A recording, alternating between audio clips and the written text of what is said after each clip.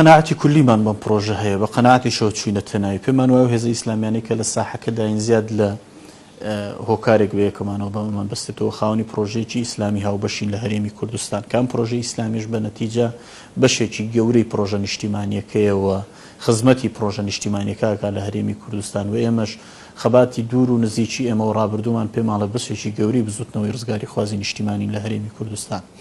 ئەم پرۆژەیە لای ئێمە قەناعەتە و سەرەتا کۆمەڵی ئیسلامی پێمان وابوتمان ئێمە لە کاری هاوبەشەوە بۆ یەکگرتن ئامادەین ئەم پرۆژەیە لای ئێمە من لێرە بەڕوونی بڵم لای ئێمە تەنها حەسر نییە لە لستی ئیسلامی و تەنها لەوەی کە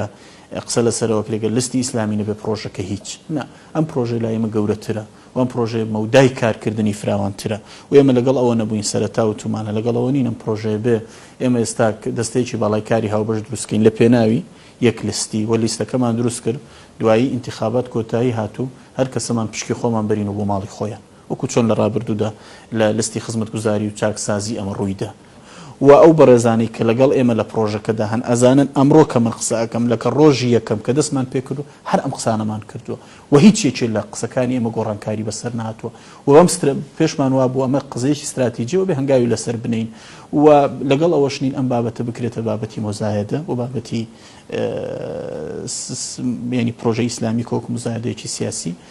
بەرامبەر یەکتری بەکار بێتەوە پێشەوەی وەڵامی تۆمەتی پێ بدەینەوە ئەوەی کە تۆمەت دروستەکە و پێشەوەی قسە لەسەر ئەو تێڕوانینەش بکەین کە ینی لای بەشێ لە چاودێرانی حاڵەتی ئیسلامی لە هەرێمی کوردستان بوو ئەمە لای ئێمە قەناعەتێکی دینیە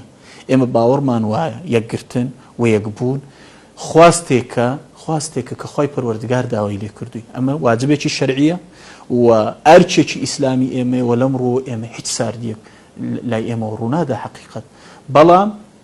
استراتیج بێ و شتێکی نەگۆڕ بێ و ئەو پرەنسیپانە بن کە هەمومان باوەڕوان پێێتی و کۆمانەکاتەوە ئێمە وتمان و کۆمەڵی ئیسلامی وتمان فەرمون بە هەڵوێستە سیاسیەکانمان یەکخەین لە هەرێمی کوردستان ئەم وەزع سیاسی ئێستا هەیە لە هەرێمی کوردستان ئێمە سێ هێزی سیاسین وەرن هەنگاوی یەکەم هەڵوێستە سیاسیەکانمان یەکخەین با لە هەمبەر کێشەکان لە بەرامبەر مەسەلەی پەرلەمانی کوردستان لە مەسەلەی پرسی ڕیفراندۆم و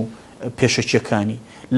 لە مەسەلەی گوزەرانی هاوڵاتیان لەو کێشە سیاسیانەی لە هەرێمی کوردستانە با ئەمە یەک هەڵوێستی سیاسیمان هەبێ حقیقات ئێمە و کۆمەڵی ئیسلامی قەناعەتی تەواومان بۆ بوو بە هەڵوێستی سیاسی هاوبەش ئەم جیاوازیانە کەمەکەینەوە و ئاسانتر ئەتوانین بگەین بە قەرارە هاوبەش